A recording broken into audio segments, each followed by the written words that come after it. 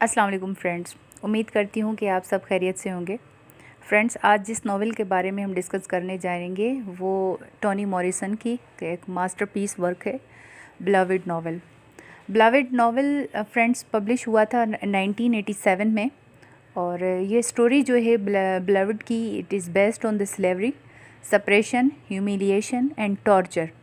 ये तमाम torture, humiliation, suppression blacks के साथ, जो अफ्रीकन पर्सन्स थे, ये उनके साथ किया जाता था। टोनी मॉरिसन ने थ्रू दिस नावल ये डिपिक्ट किया है कि ब्लैक्स किस तरह से मिज़रेबल ज़िंदगी गुजारते थे, ग़ुलामाना ज़िंदगी गुजारते थे और वो टॉर्चर से निकल ही नहीं पाते थे।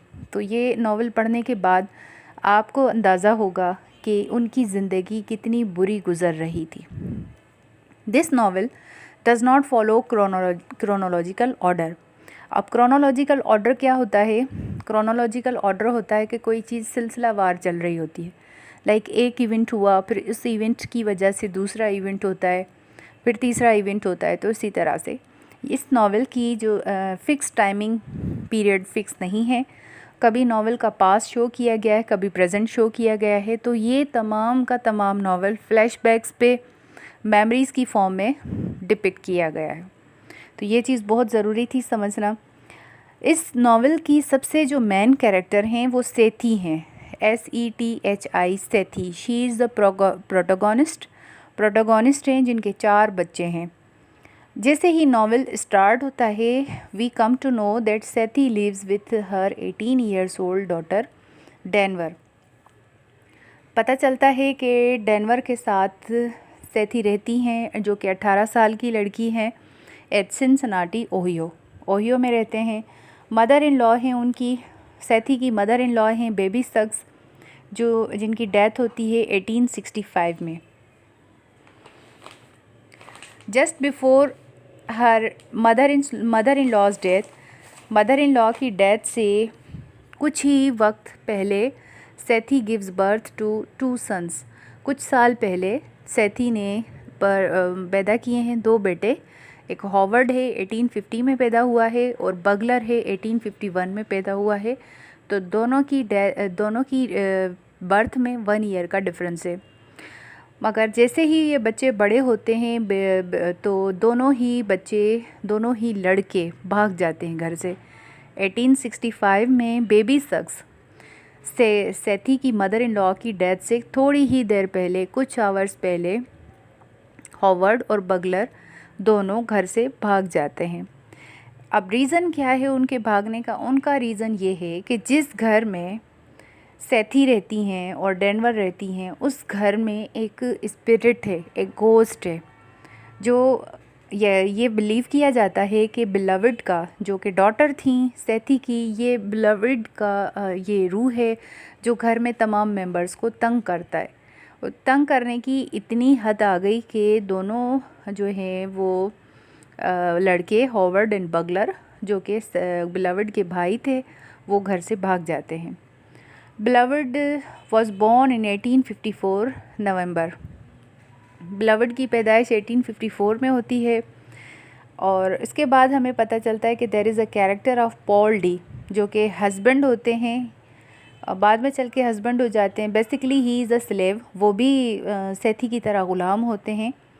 और एट स्वीट होम में 20 साल पहले ग़ुलाम होते हैं ये, और उनके साथ कई और भी होते हैं ग़ुलाम, जो कि एक घर में रहते हैं जिस घर का नाम था स्वीट होम। पॉल डी और सेथी की मुलाकात 20 साल पहले हुई थी।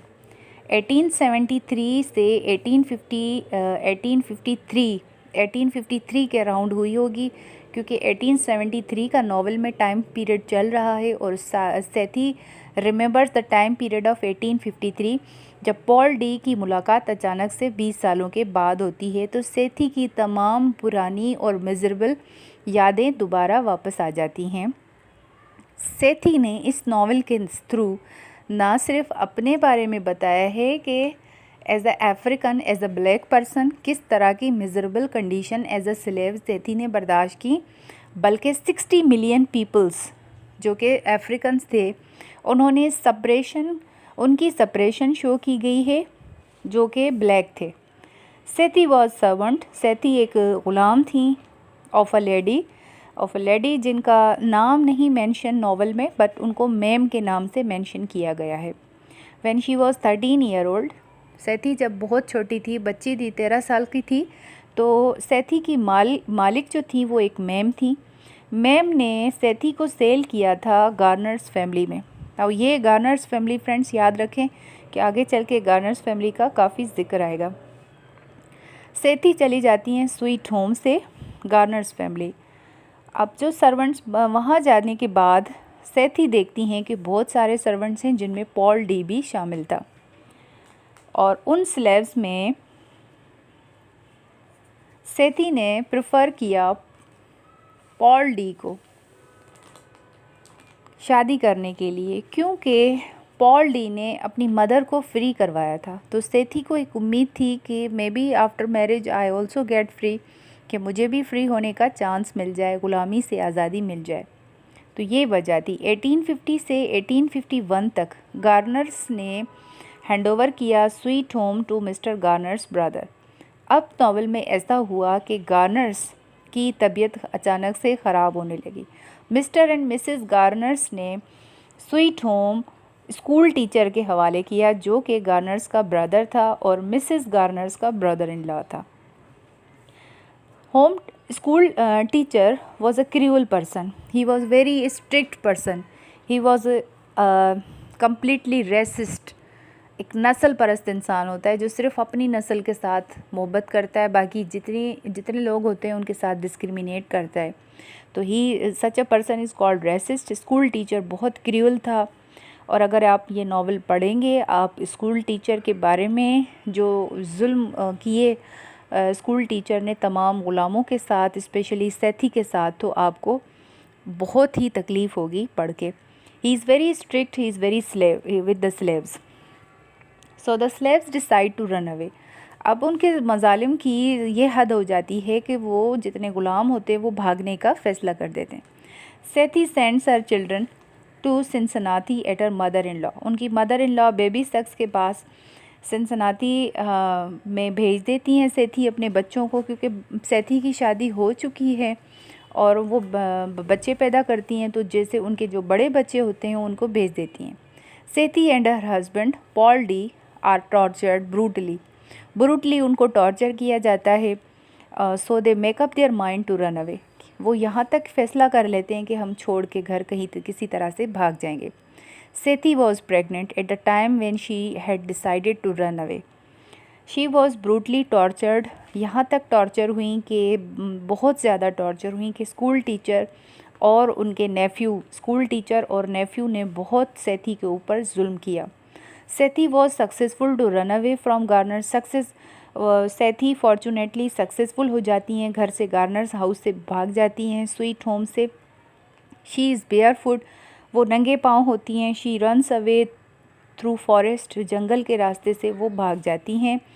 और जाने के बाद सेथी की मुलाकात होती है एक लेडी के साथ जिनका नाम है एमी डेनवर। ये वो औरत हैं जिनके साथ ये बोट में अपना सफ़र तय करती हैं, और बोट में ही पैदाइश होती है उनकी एक बेटी की, जिनका नाम वो डेनवर रखती हैं, जिनके बारे में अभी ये डिस्कस किया जा रहा है कि 1973 में वो 18 ईयर्स ओल्ड है। डेनवर की पैदाइश होती है बोट में। एमी डेनवर उनकी डिलीवरी करवाती हैं बेबी की। Sethe gives birth to a baby and gives her name Denver ही नाम रखती हैं उनका।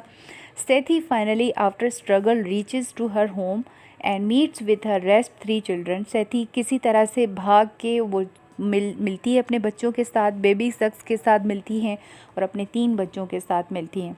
School teacher was searching Sethe everywhere. School teacher ढूंढते ढूंढते कहीं से आके पहुंच जाता है सेथी के घर 28वें दिन पे। सेथी ये देख के शॉक हो जाती है again.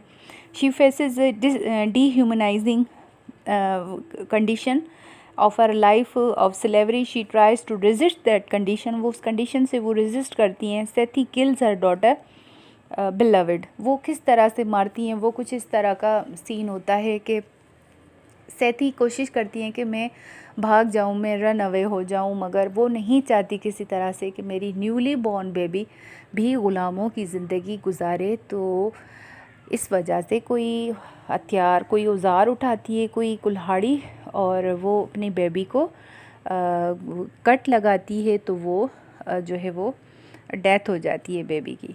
This was the reason she kills her daughter. The spirit hounds later on to Denver and Sethe. Denver जो सेथी की बेटी है, और घर में जहाँ से ये जो है वो दोनों रहती हैं, सेथी और बेटी, वहाँ पे ये स्पिरिट जो है बिलवड का, बच्ची का, वो उनको हाउंड करता रहता है। 124 हाउस है जो कि हॉन्टेड हाउस के तौर पे तस्वुर किया जाता है। पॉल डी रिटर्न करता है, इस स्टोरी में बाद में बताया गया है कि वो डिस्कवर करता है कि सेथी ने किस तरह से अपनी बेटी को मारा था। तो वो बहुत ज़्यादा अपसेट होता है इस बिहेवियर से। उसके बाद फिर हमें पता चलता है कि सेथी ऑलरेडी डिप्रेस होती है due to painful past memories. Sethe अपने ज़िंदगी के उन लास्ट मोमेंट पे पहुंच के बहुत ज़्यादा अपसेट हो रहने लगती है, डिप्रेस हो जाती है अपनी पास्ट मेमोरीज़, क्योंकि सेथी की बहुत मिज़रेबल होती हैं। फ्रेंड्स, इस नावल को पढ़ने के बाद हम इस कंक्लूजन पे पहुंचते हैं कि फाइनली सेथी की जो स्पिरिट होती है, आत्मा होती है, सेथी मिलती है कुछ ऐसी औरतों के साथ जो नेक्रोमेंसी का काम करती हैं, जो जादू का काम करती हैं। तो उन 30 वुमन को बुलाती हैं कि ताकि वो बिलवड की स्पिरिट जो है वो घर से निकाल दी जाए। फाइनली वो घर से चली जाती है रू। मगर इस पूरे नावल का जो मैसेज हमें मिलता है वो ये है कि स्लेवरी की ज़िंदगी, जो ग़ुलामी की ज़िंदगी है, वो ताहयात इंसान की ज़िंदगी, जबकि वो आज़ाद भी हो जाता है, मगर वो इम्पैक्ट जो है वो उसका कभी भी नहीं जाता। आज़ादी बहुत बड़ी नेमत है, और आज़ाद होने की अल्लाह ताला का हमेशा शुक्र अदा करना चाहिए कि हम आज़ाद मुल्क में रहते हैं। और जिस तरह की अफ्रीकन्स ने कंडीशंस देखी, या जिस तरह के मज़ालिम उन्होंने बर्दाश्त किए, तो ये नावल बिलवड उसी के ऊपर बेस करता है। होप कि आपने इस नावल को अंडरस्टैंड किया है। और अगर आपने मेरी वीडियो को लाइक किया है फ्रेंड्स, और अगर आप फर्स्ट टाइम देख रहे हैं तो प्लीज़ मेरे चैनल को सब्सक्राइब करें, लाइक करें और शेयर करें। Thank you.